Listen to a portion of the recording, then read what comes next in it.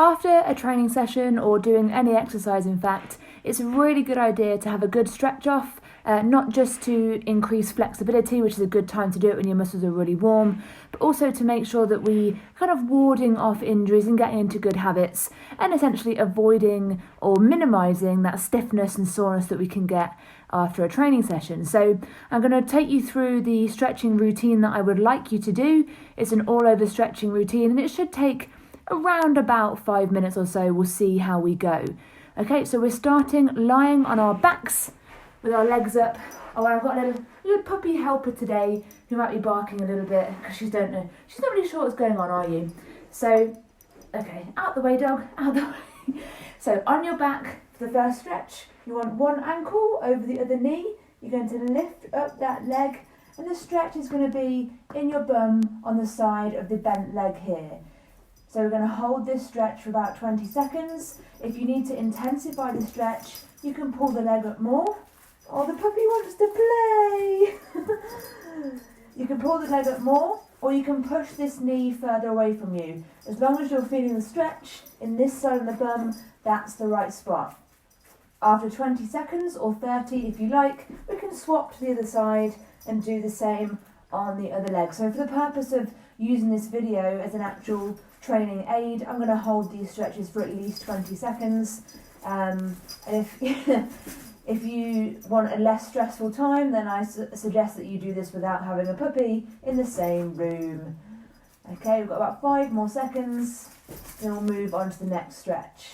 So when you finish with your glutes, I want you to tuck your knees in toward your chest, roll yourself into a sitting up position and bring your legs out nice and wide. I hope you can see that on the video there. So I want you to angle the hips towards the front of the room. If you are angled backwards like this with your body kind of leaning toward the back, you'll feel the muscles in your hip flexors kind of tightening up and kicking in. So I want you to lift yourself up, point your kind of chest and your torso toward the front of the room. Hey, pop. And then we'll take a breath in here. And as you breathe out, we're going to slide the hands down along the floor and the stretch should be getting you on your inner thighs. Okay, so we're going to hold that again for about 20 to 30 seconds. I want you to use your breath, particularly here, to manage the intensity of the stretch that you feel. So we're breathing in to kind of nourish the body with oxygen. And as you breathe out, see if you can get your fingertips a little further along the ground or along the mat that you're working on. If you've reached a point where you don't want to go any further, then just hold that stretch and use the breath to help you maintain how it feels. Okay, that should be about 20 seconds now, so we're going to pull ourselves up, breathing in.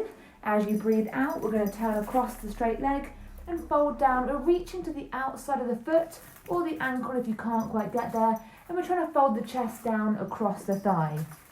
Okay, so again, use the breath here, breathing in through the nose and out through the mouth. And the stretch that you should be getting on this one is down the back of that straight working leg. So we'll take about 10 more seconds here. So my puppy is playing with her little black duck toy. Okay, Bondi, no one wants to see your bum in the screen. Okay, as you breathe in, come up through the middle. And as you breathe out, we're going to go down across to the other side. Again, I'll hold this stretch with you to give you a sense of timing for how long I want you to do it for. Okay, so we're breathing in and breathing out. Again, trying to fold down a little bit more if you can.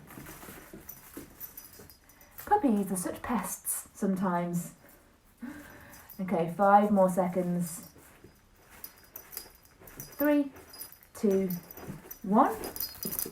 And pull yourself back up. I want you to cup your knees gently and pull the feet back into the middle. We're going to come around onto one knee at the back and your foot out at the front. So from the side, you're going to look like this. We're pushing through the front here. From the front, you want to be fairly wide here, wider than you think. You want to tuck your bum under and squeeze your bum. So the stretch should be coming up through the hip flexor here. And up from the side, that will look like this. So the stretch comes through the top of this hip here.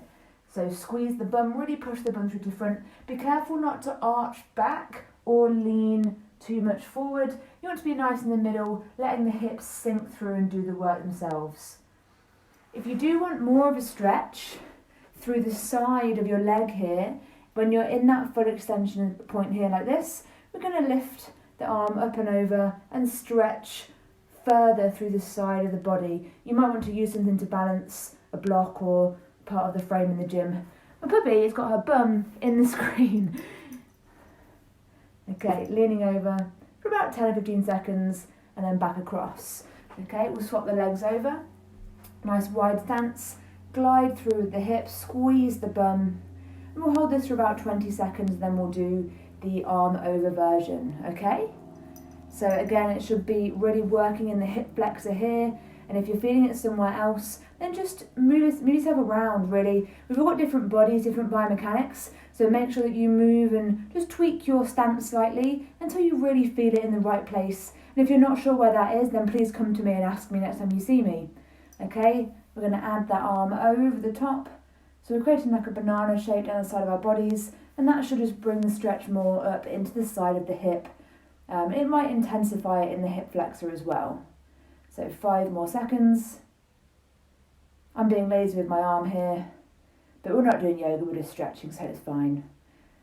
Bring the arm back around. You're going to bring yourself up to your feet, plant your feet underneath your hips, and then we're going to glide the hand down to the outside of the knee, and then send the arm up and over. So this looks similar to what we did just before, but this will bring it more up here into the side of the body now. We want to hold this for about 10 seconds. These ones are quite intense, so we do them for a bit shorter. 3, 2, 1.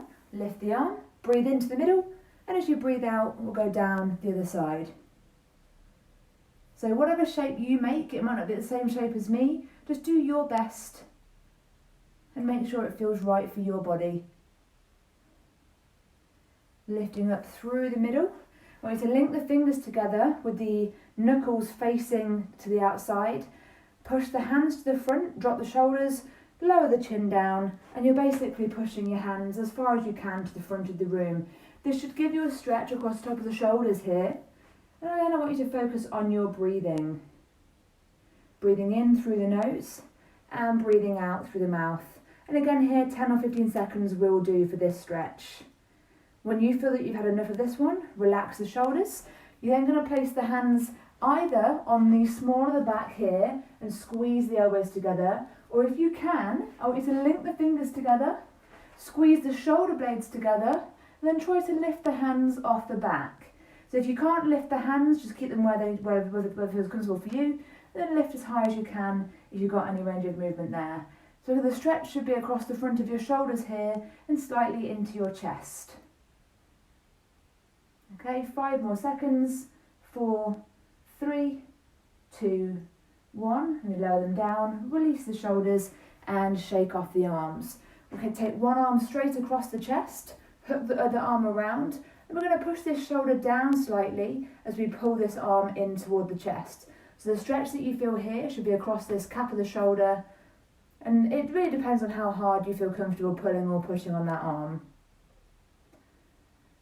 Okay, we're going to hold the arm stretches for between 10 to 15 seconds, so you dictate that for yourself based on how it feels. Release that when you feel ready, bit of a shake, and then across to the other side. So make sure on this one that you're not pulling directly on your elbow joint. If you can't get up to here, go below the joint and work from there. If you avoid pressing on the actual joint itself, you want to protect those joints for as long as possible.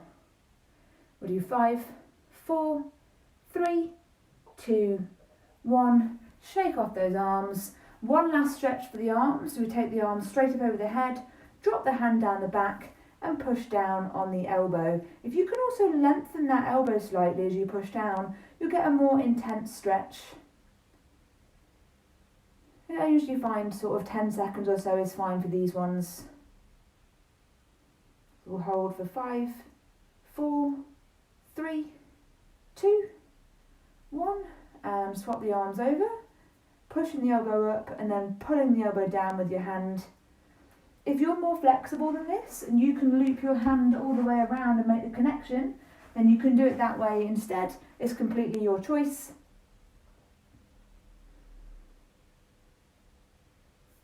And a shake off of the arms.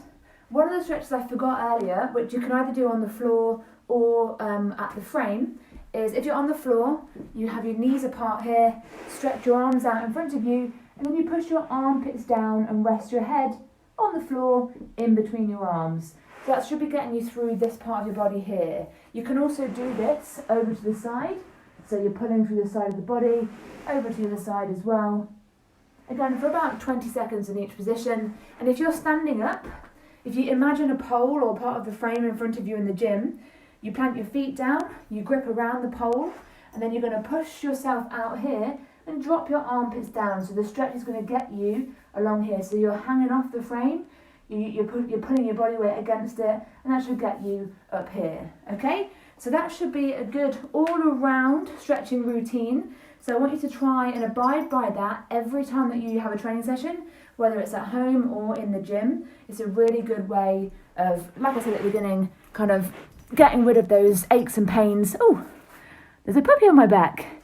So staving off those aches and pains and generally improving some flexibility and just getting into a good routine of looking after your body, okay? Thanks for your time, peace out, and I'll see you in the next training session soon.